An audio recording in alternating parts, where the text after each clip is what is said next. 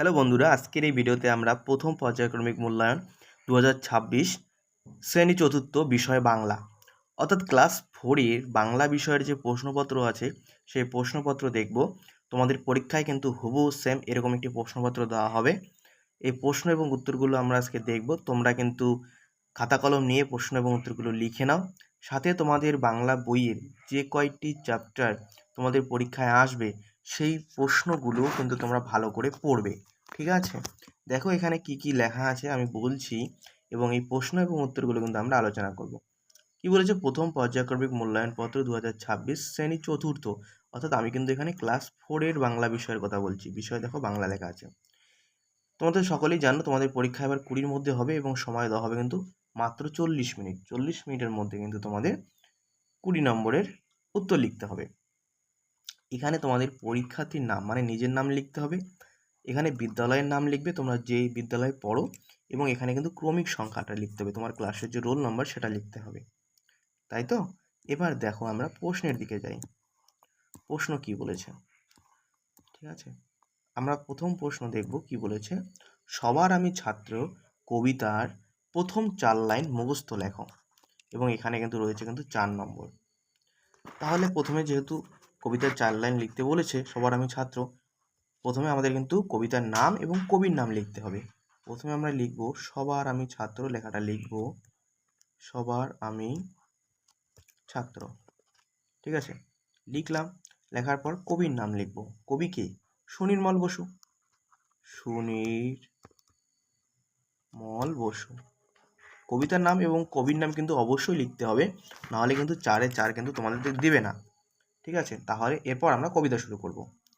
কি বলেছে 4 লাইন? প্রথম 4 লাইন, আকাশ আমায় শিক্ষা দিল। আমরা লিখব এটা, আকাশ আমায় শিক্ষা দিল, উদার হতে ভাই রে, উদার হতে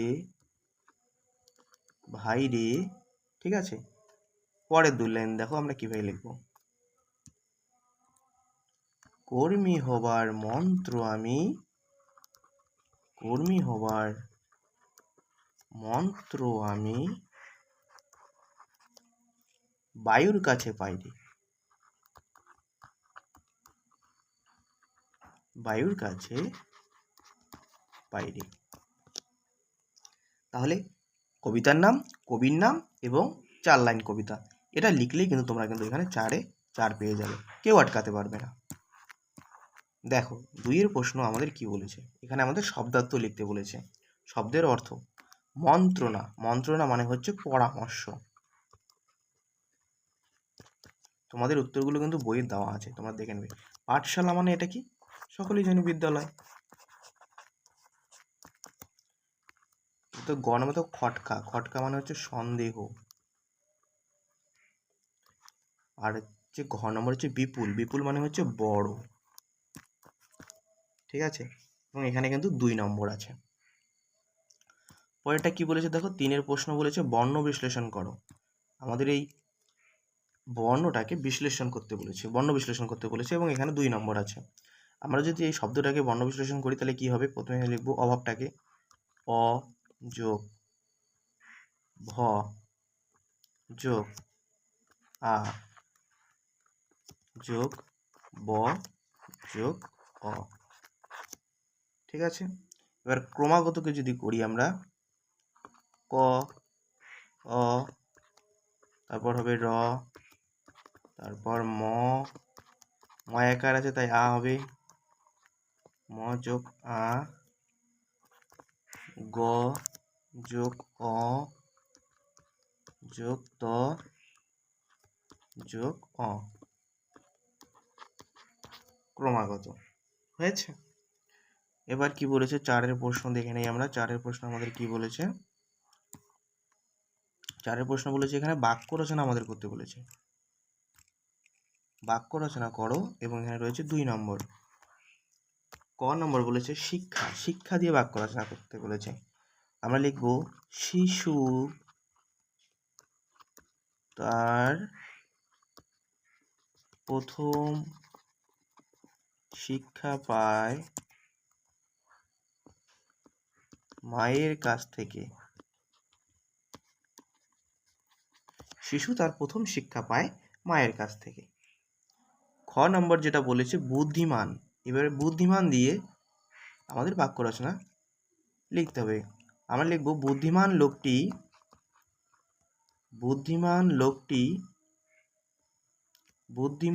লোকটি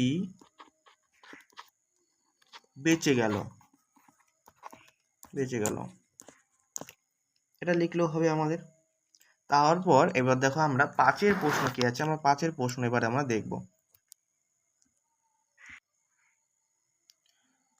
5 প্রশ্ন বলেছে একটি বাক্যে প্রশ্নগুলির উত্তর দাও। ক নম্বর প্রশ্ন, তত্ত্বচান শব্দটির অর্থ কি? এটা আমরা সকলেই জানি, তত্ত্বচান শব্দটির অর্থ হচ্ছে ছোট্ট খুকু।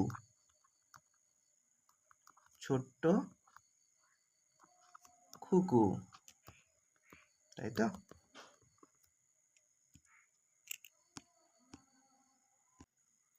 2 নম্বর প্রশ্ন বলেছে, খ নম্বর প্রশ্ন দেখো কি বলেছে। খ নম্বর প্রশ্ন, পোলিওতে কার আঙ্গুলগুলো সব দলা পাকিয়ে গিয়েছিল? এটা উত্তর হবে ইয়াসুয়াকি চানের।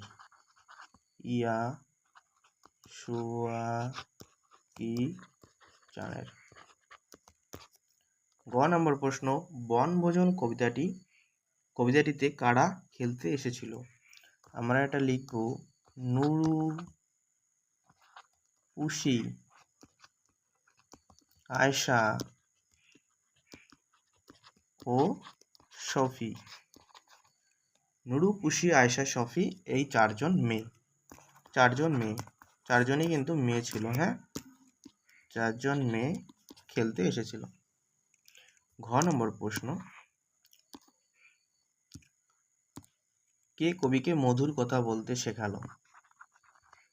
চাঁদ কবিকে মধুর কথা বলতে শেখালো। পরের 9 নম্বর প্রশ্ন কি বলেছে দেখে নাও। প্রেমেন্দ্র মিত্রের সৃষ্ট একটি বিখ্যাত চরিত্রের নাম কি? এটা কিন্তু হবে ঘনাদা। হ্যাঁ, সরি, এটা দাঁড়াও, এটা হবে ঘনাদা। ঘনাদা। 4 নম্বর প্রশ্ন, লুসাই পাহাড়ের বিস্তার কতখানি জায়গা নিয়ে? এটা কিন্তু তোমাদের বইয়ে আছে, দেখো।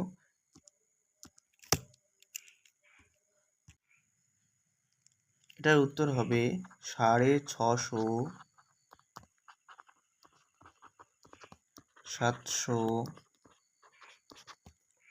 বর্গমাইল জায়গা নিয়ে।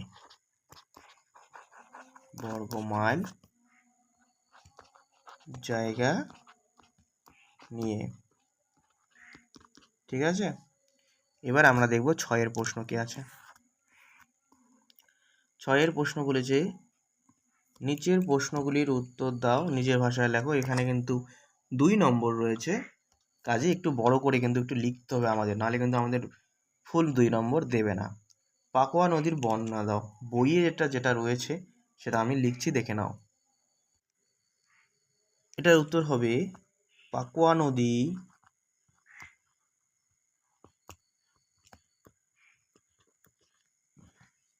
সত্তর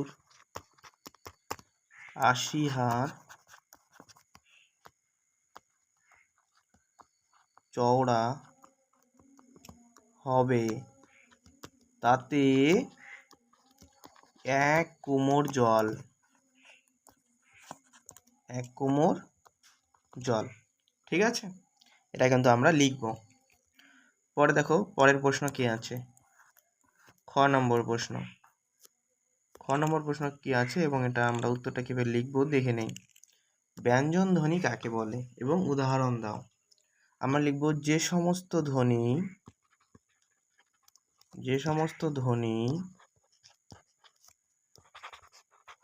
স্বরধ্বনির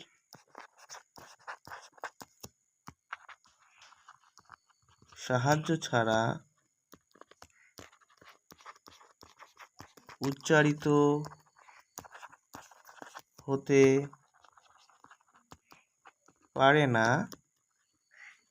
তাকে ব্যঞ্জনধ্বনি বলে। আবার বলছি, যে সমস্ত ধ্বনি স্বরধ্বনির সাহায্য ছাড়া উচ্চারিত হতে পারে না তাকে ব্যঞ্জনধ্বনি বলে। এবার যদি বলে ব্যঞ্জনধ্বনির উদাহরণ দাও, উদাহরণগুলো কি কি হবে? ক হবে, খ, গ, ঘ, উম, এগুলো সবই কিন্তু ব্যঞ্জনধ্বনি। তাহলে দেখো, আমাদের কিন্তু ক্লাস 4-এর যে বাংলা বিষয়ের প্রশ্ন সেটা কিন্তু এখানেই শেষ হয়ে গেল। প্রশ্ন এবং উত্তর আমরা এগুলো দেখলাম।